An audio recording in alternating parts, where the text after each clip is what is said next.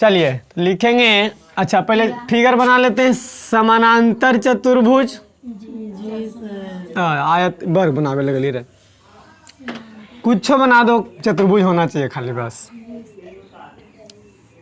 ए B C D सम चतुर्भुज है बउआ। अब कहता है चतुर्भुज के विकर्ण परस्पर लंब हो। परस्पर लंब है मतलब सब 90 डिग्री है ना। यानी दिया है ए बी सी डी एक समांतर चतुर्भुज है। समानांतर चतुर्भुज है। ए बी सी डी कैसा चतुर्भुज है बुआ? लंब है बुआ। यानी ए सी लंब बी डी बोल सकते हैं नहीं। ए सी लंब बी डी यानी लंब का मतलब 90 डिग्री है। लंब का मतलब 90 डिग्री होता है।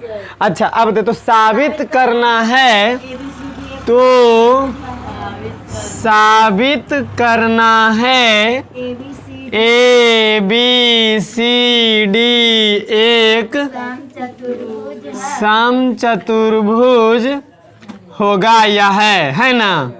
अभी साबित किए थे वो कि एक सम चतुर्भुज के विकर्ण लंबवत समद्विभाजित करता है ना। अभी उसी का उल्टा है, देखो समानांतर चतुर्भुज के विकर्ण परस्पर लंब हो तो वह सम चतुर्भुज होता है ना नूनू। उल्टा बोल रहा है उसी का, समझिए।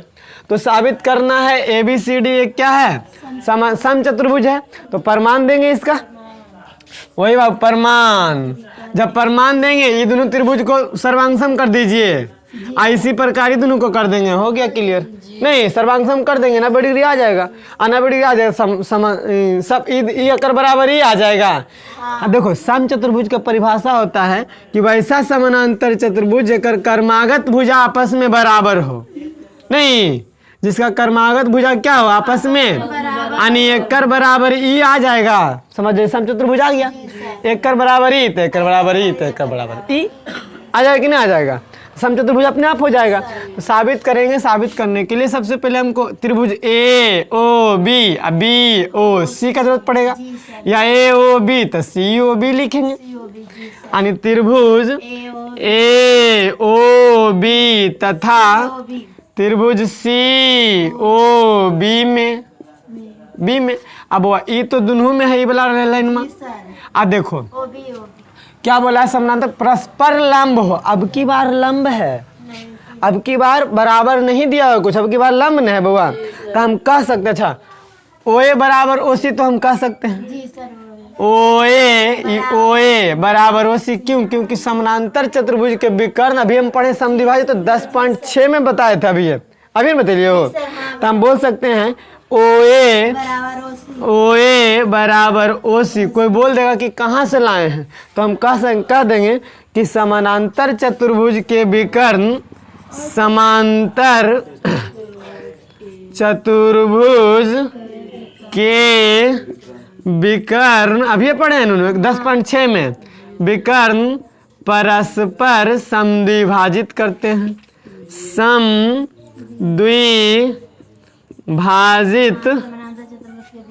परस्पर समद्विभाजित करते हैं। समद्विभाजित करते हैं कई में पढ़े हैं 10.6 नंबर में। इसको घेर देंगे नहीं, क्योंकि समानांतर चतुर्भुज देल है, समानांतर विकर्ण होता है कि नहीं होता है? आप बताइए। ओ ए बराबर तो ओ सी आ गया। अब क्या लाएंगे? ओ बी बराबर ओ बी तो उभयनिष्ठ है दोनों में, ओ बी दोनों में है। यानी हम कह सकते हैं ओ बी बराबर ओ बी उभयनिष्ठ। एक चीज आओ हमको लाना है, दो भुजा आ गया ना, तो एगो कोण हमको बराबर कर देना है। जब कोण बराबर हो जाएगा तो क्लियर हो जाएगा।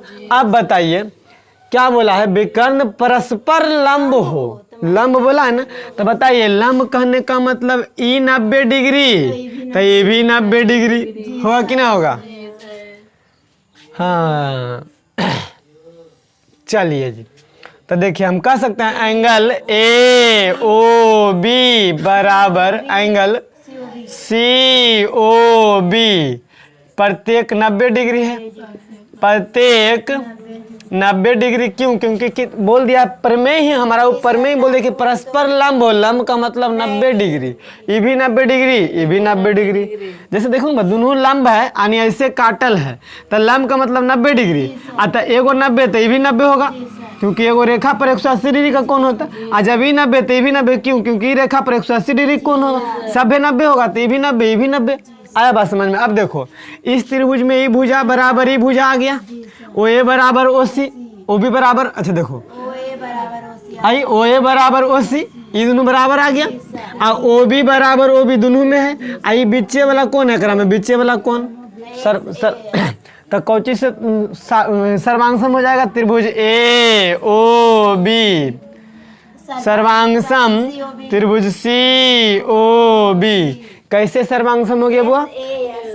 एस ए एस से नहीं, यानी हम कह सकते हैं एस ए एस से सर्वांगसम हो गया नहीं।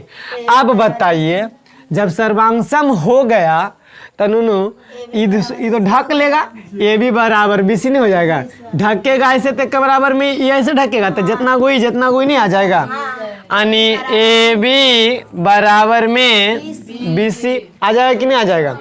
अब हम इसी प्रकार मान लिया जाए ये दोनों त्रिभुज को सर्वांगसम कर देंगे, एकरा और एकरा, तो एक बराबर में ई नहीं आ जाएगा, और जब बराबर में आ जाएगा तो हम लोग पढ़े हैं कि सम चतुर्भुज के विकर्ण जो होता है एक कर्मागत बराबर होता है। कर्मागत क्या होता है? उसे सम चतुर्भुज कहते हैं। तो यहाँ तो आ गया ए सी बराबर में ए बी बराबर में बी सी। तो हम लोग जानते हैं कि किसी समानांतर चतुर्भुज की कर्मागत भुजा आपस में बराबर हो तो वह सम चतुर्भुज कहलाता है। जानते हैं कि नहीं जानते हैं? तो बताइए। अच्छा हम यहाँ पे अभी लिख देते हैं इसी प्रकार हम लोग ला सकते हैं बी सी बराबर सी डी, नहीं इसी प्रकार ला सकते हैं बी सी बराबर सी डी। तो जब बराबर आ जाएगा तो हम यहाँ पे लिख देंगे ऐसा कि हम जानते हैं परिभाषा में कैमा नंबर पर में पढ़ेली वाली बोला हुआ, हम जानते हैं कि किसी समांतर चतुर्भुज के कर्मागत भुजा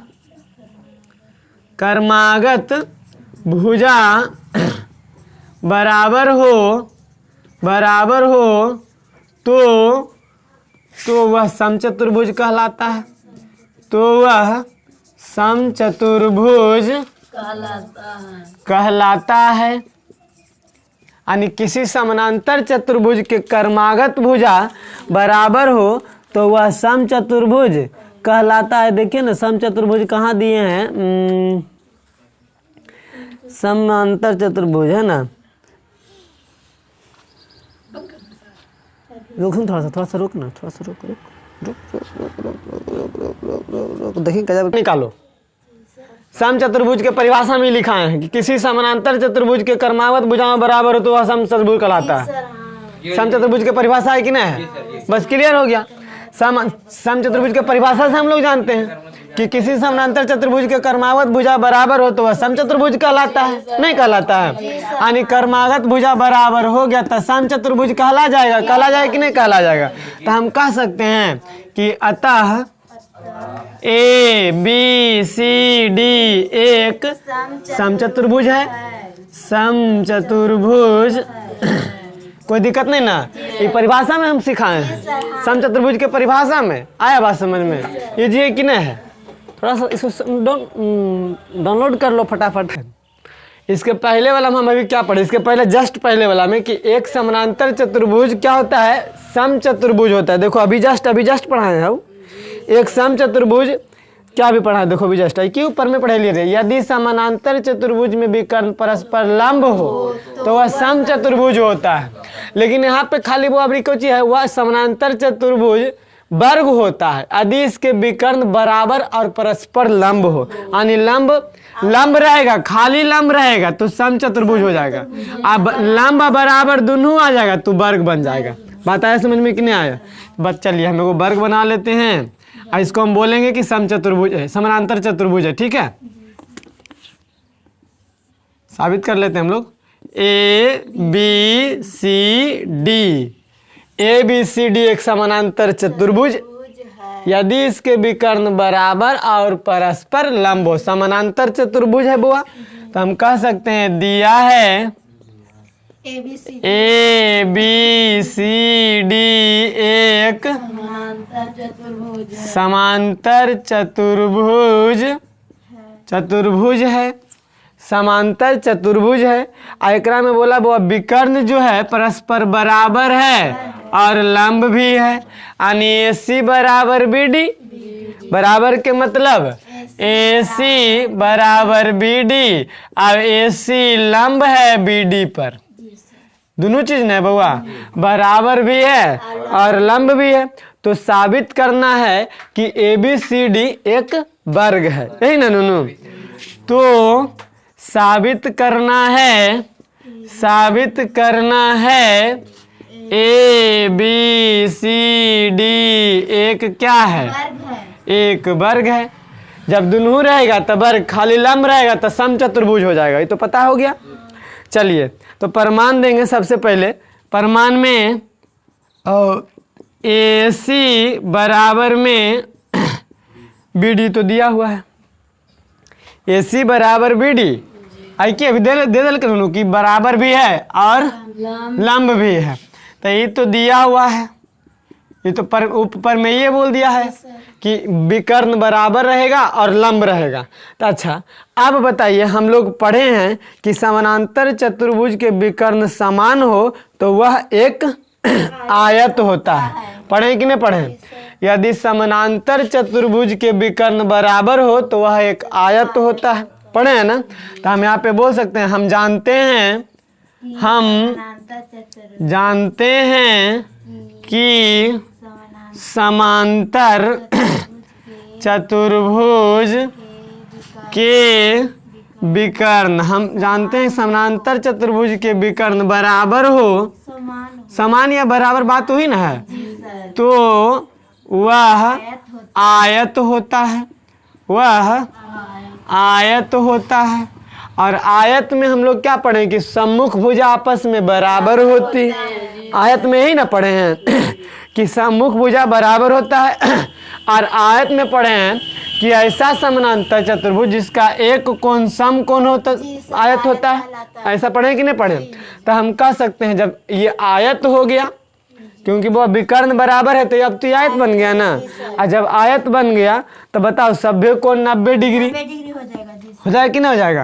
यानी एंगल ए बराबर एंगल बी बराबर एंगल सी बराबर एंगल सभ्य कोण का डिग्री, क्योंकि अभी आयत हम उसको बना दिए। क्योंकि जब विकर्ण बराबर होता है समानांतर चतुर्भुज के तो आयत कहलाता है कि नहीं कहलाता? अब दिया हुआ है AC जो है लंब है BD पर, AC लंब BD पर, यानी दोनों लंब है, सब 90 डिग्री पर है ना बउआ? अब बताइए, फिर हम लोग पढ़े कि समानांतर चतुर्भुज के विकर्ण परस्पर लंब हो तो वह समचतुर्भुज होता है। अभी वाला प्रमेय में पढ़े, ऊपरे नहीं पढ़े हैं? कौची पढ़े हैं कि अब लिख सकते हैं हम, जब पढ़ लिए तो हम लिख सकते हैं हम जानते हैं कि यदि किसी समानांतर चतुर्भुज के विकर्ण परस्पर लंब हो तो वह समचतुर्भुज होता है। अब ये पढ़े कर पहला में बुआ कि किसी समानांतर चतुर्भुज के विकर्ण लंब हो तो वह समचतुर्भुज होता है। समचतुर्भुज होता है कि नहीं होता? यानी बउआ समचतुर्भुज में हम लोग क्या जानते हैं कि समचतुर्भुज के परिभाषा में कर्मागत भुजा बराबर होता है कि नहीं होता? यानी ए बी बराबर बी सी बराबर सी डी बराबर डी, सब बराबर होता है कि नहीं होता? अब बताइए हम लोग वर्ग में क्या जानते हैं कि प्रत्येक कोण 90 डिग्री और सब भुजा बराबर हो गया तो वह वर्ग कहलाता है, जानते हैं ना? कि वर्ग किसको कहते हैं? जिसमें प्रत्येक कोण 90 डिग्री और सब भुजा बराबर हो, उसको हम क्या कहते हैं? उसको हम वर्ग कहते हैं। तो देखिए तो इसमें प्रत्येक कोण 90 डिग्री आ गया कि नहीं आ गया? और सभे भुजा बराबर आ गया कि नहीं आ गया? आ गया ना। इसको 1 मान दीजिए, इसको 2 मान दीजिए। हम यहाँ पे कह सकते हैं समीकरण 1 और 2 से, 1 और 2 से दोनों को देखेंगे। देखिए सभे को 90 डिग्री है ये है और सभे बराबर भुजा है ये, तो ये वर्ग हो गया। सब को 90 डिग्री और सभे भुजा बराबर, तो वर्ग कहलाता है। तो हम कह सकते हैं अतः ABCD एक वर्ग है, एक वर्ग है। आप बात समझ में लो कि नहीं लो बुआ? नहीं, इस आसान था कि नहीं था? चलो नोट करो, खत्म कहानी। अब कल चलेंगे हम लोग चैप्टर पर।